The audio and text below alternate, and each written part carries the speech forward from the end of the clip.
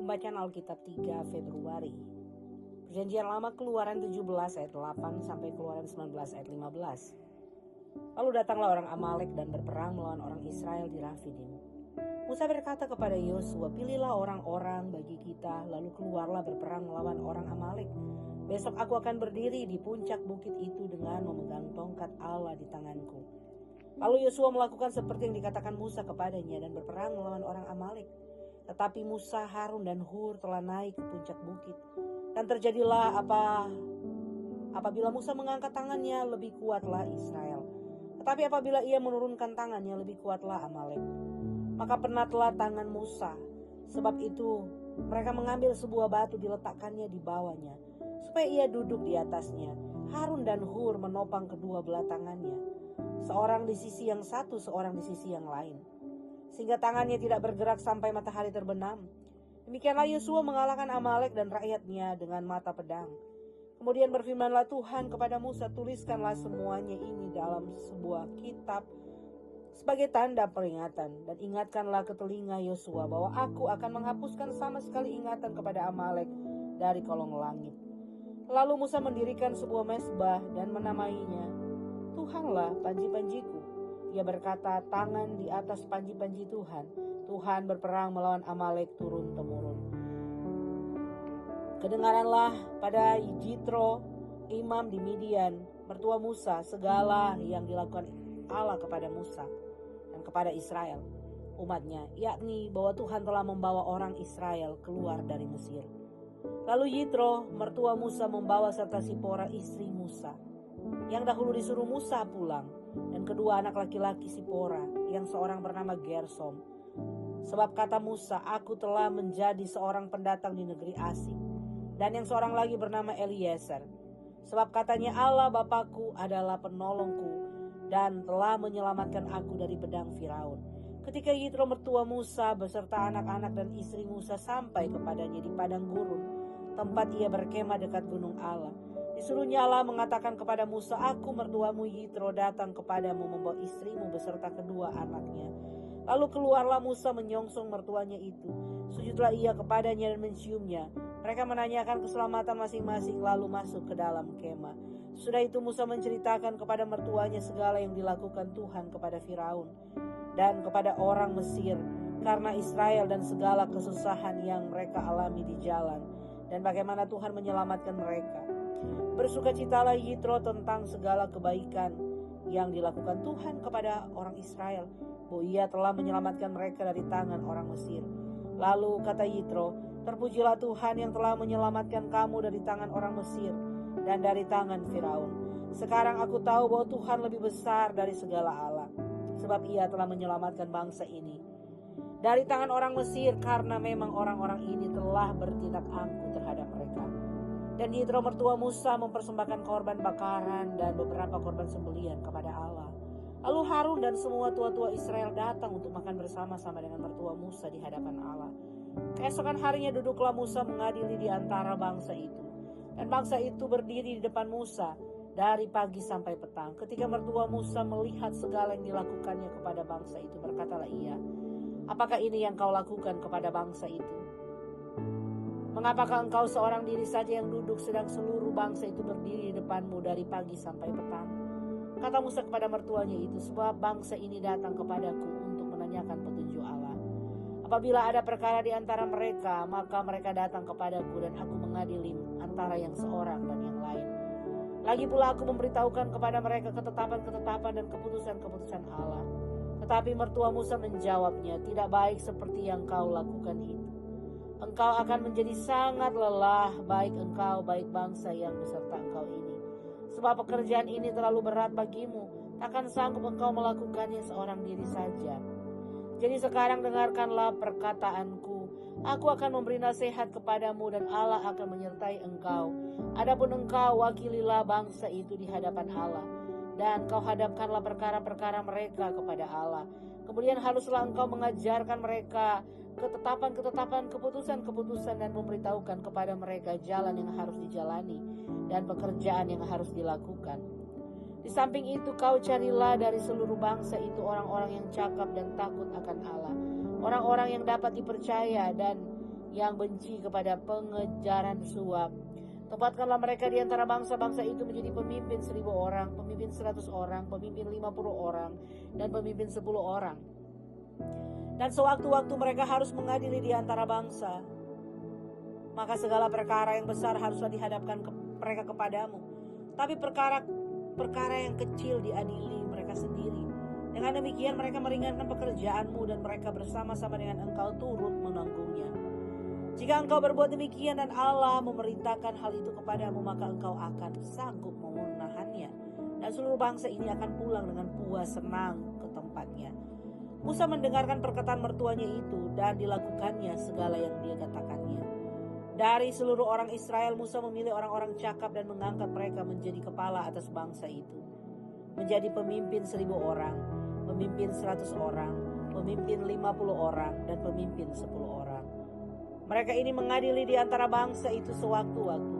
Perkara-perkara yang sukar dihadapkan mereka kepada Musa, tapi perkara-perkara yang kecil diadili mereka sendiri. Kemudian Musa membiarkan mertuanya itu pergi dan ia pulang ke negerinya. Pada bulan ketiga setelah orang Israel keluar dari tanah Mesir, mereka tiba di padang gunung Sinai pada hari itu juga. Setelah mereka berangkat dari Rafidim, tibalah mereka di padang gurun Sinai, lalu mereka berkemah di padang gurun. Orang Israel berkemah di sana di depan gunung itu. Lalu naiklah Musa menghadap Allah dan Tuhan berseru dari gunung itu kepadanya. Beginilah kau katakan kepada keturunan Yakub yang kau beritakan kepada orang Israel. Kamu sendiri telah melihat apa yang kulakukan kepada orang Mesir dan bagaimana aku telah mendukung kamu di atas sayap Raja Wali dan membawa kamu kepadaku. Jadi sekarang jika kamu sungguh-sungguh mendengarkan firman-Ku dan berpegang pada perjanjian-Ku, maka kamu akan menjadi harta kesayangan-Ku sendiri dari antara segala bangsa. Sebab akulah yang empunya seluruh bumi. Kamu akan menjadi bagiku kerajaan imam dan bangsa yang kudus. Inilah semuanya firman yang harus kau katakan kepada orang Israel. Lalu datanglah Musa dan memanggil para tua-tua bangsa itu dan membawa ke depan mereka segala firman yang diperintahkan Tuhan kepadanya. Seluruh bangsa itu menjawab bersama-sama, segala yang difirmankan Tuhan akan kami lakukan. Lalu Musa pun menyampaikan jawab bangsa itu kepada Tuhan. Berfirmanlah Tuhan kepada Musa, sesungguhnya aku akan datang kepadamu dalam awan yang tebal, dengan maksud supaya dapat didengar oleh bangsa itu apabila aku berbicara dengan engkau, dan juga supaya mereka senantiasa percaya kepadamu. Lalu Musa memberitahukan perkataan bangsa itu kepada Tuhan. Berfirmanlah Tuhan kepada Musa, pergilah kepada bangsa itu, suruhlah mereka menguduskan diri pada hari ini dan besok. Dan mereka harus mencuci pakaiannya. Menjelang hari ketiga mereka harus bersiap, sebab pada hari ketiga Tuhan akan turun di depan mata seluruh bangsa itu di gunung Sinai. Sebab itu haruslah engkau memasang batas bagi bangsa itu berkeliling sambil berkata, jagalah baik-baik, jangan kamu mendaki gunung itu atau kena kepada kakinya. Sebab siapapun yang kena kepada gunung itu pastilah ia dihukum mati. Tangan seorang pun tidak boleh merabanya, sebab pastilah ia akan dilempari dengan batu atau dipanahi sampai mati. Baik binatang maupun manusia ia tidak akan dibiarkan hidup. Hanya apabila sangkakala berbunyi panjang, barulah mereka boleh mendaki gunung itu. Lalu turunlah Musa dari gunung mendapatkan bangsa itu, disuruhnyalah bangsa itu menguduskan diri, dan mereka pun mencuci pakaiannya. Maka kata Musa kepada bangsa itu, bersiaplah menjelang hari yang ketiga, dan janganlah kamu bersetubuh dengan perempuan. Pembacaan dari Perjanjian Baru, Matius 22 ayat 34 sampai Matius 23 ayat 12. Ketika orang Farisi mendengar bahwa Yesus telah membuat orang-orang Saduki itu bungkam, berkumpullah mereka. Dan seorang dari mereka, seorang ahli Taurat, bertanya untuk mencobai dia, Guru, hukum manakah yang terutama dalam hukum Taurat? Jawab Yesus kepadanya, kasihilah Tuhan Allahmu dengan segenap hatimu dan dengan segenap jiwamu dan dengan segenap akal budimu. Itulah hukum yang terutama dan yang pertama. Dan hukum yang kedua yang sama dengan itu ialah, kasihilah sesamamu manusia seperti dirimu sendiri. Pada kedua hukum inilah tergantung seluruh hukum Taurat dan kitab para nabi. Ketika orang-orang Farisi sedang berkumpul, Yesus bertanya kepada mereka, katanya, apakah pendapatmu tentang Mesias? Anak siapakah dia? Kata mereka kepadanya, anak Daud. Katanya kepada mereka, jika demikian bagaimanakah Daud oleh pimpinan roh dapat menyebut dia tuannya ketika ia berkata, Tuhan telah berfirman kepada Tuanku, Duduklah di sebelah kananku, sampai musuh-musuhmu kutaruh di bawah kakimu. Jadi jika Daud menyebut dia tuannya, bagaimana mungkin ia anaknya pula? Tidak ada seorang pun yang dapat menjawabnya, dan sejak hari itu tidak ada seorang pun juga yang berani menanyakan sesuatu kepadanya. Maka berkatalah Yesus kepada orang banyak dan kepada murid-muridnya, katanya, ahli-ahli Taurat dan orang-orang Farisi telah menduduki kursi Musa. Sebab itu turutilah dan lakukanlah segala sesuatu yang mereka ajarkan kepadamu, tetapi janganlah kamu turuti perbuatan-perbuatan mereka, karena mereka mengajarkannya tetapi tidak melakukannya. Mereka mengikat beban-beban berat lalu meletakkannya di atas bahu orang, tapi mereka sendiri tidak mau menyentuhnya. Semua pekerjaan yang mereka lakukan hanya dimaksud supaya dilihat orang. Mereka memakai tali sembayang yang lebar dan jubah yang panjang. Mereka suka duduk di tempat terhormat dalam perjamuan, di tempat terdepan di rumah ibadat. Mereka suka menerima penghormatan di pasar dan suka dipanggil rabi. Tetapi kamu, janganlah kamu disebut rabi, karena hanya satu rabimu dan kamu semua adalah saudara. Dan janganlah kamu menyebut siapapun bapa di bumi ini, karena hanya satu bapamu, yaitu Dia yang di sorga. Janganlah pula kamu disebut pemimpin-pemimpin, karena hanya satu pemimpinmu, yaitu Mesias. Barang siapa terbesar di antara kamu, hendaklah ia menjadi pelayanmu. Dan barang siapa meninggikan diri, ia direndahkan. Dan barang siapa merendahkan diri, ia akan ditinggikan. Pembacaan dari Mazmur 27 ayat 7 sampai 14. Dengarlah Tuhan seruan yang kusampaikan. Kasihanilah aku dan jawablah aku. Hatiku mengikuti firman-Mu, carilah wajah-Ku, maka wajah-Mu ku cari ya Tuhan. Janganlah menyembunyikan wajah-Mu kepadaku. Janganlah menolak hamba-Mu ini dengan murka. Engkaulah pertolonganku. Janganlah membuang aku dan janganlah meninggalkan aku, ya Allah penyelamatku. Sekalipun ayahku dan ibuku meninggalkan aku, namun Tuhan menyambut aku. Tunjukkanlah jalan-Mu kepadaku ya Tuhan, dan tuntunlah aku di jalan yang rata oleh sebab seteruku.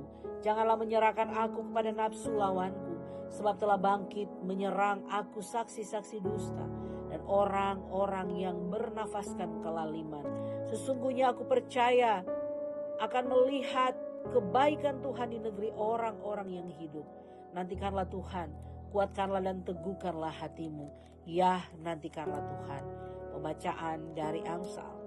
Hikmat hari ini, Amsal 6 ayat 27 sampai 35. Dapatkah orang membawa api dalam gelembung baju dengan tidak terbakar pakaiannya? Atau dapatkah orang berjalan di atas bara dengan tidak hangus kakinya? Demikian juga orang yang menghampiri istri sesamanya. Tiada seorang pun yang menjamanya luput dari hukuman. Apakah seorang pencuri tidak akan dihina apabila ia mencuri untuk memuaskan nafsunya karena lapar? Dan kalau ia tertangkap, haruslah ia membayar kembali 7 kali lipat. Segenap harta isi rumahnya harus diserahkan. Siapa yang melakukan zina tidak berakal budi. Orang yang berbuat demikian merusak diri. Siksa dan cemooh diperolehnya, malunya tidak terhapuskan. Karena cemburu adalah geram seorang laki-laki, ia tidak kenal belas kasihan pada hari pembalasan dendam. Ia tidak akan mau menerima tebusan suatu pun, dan ia akan tetap bersikeras betapa banyak pun pemberianmu. Demikian pembacaan Alkitab hari ini.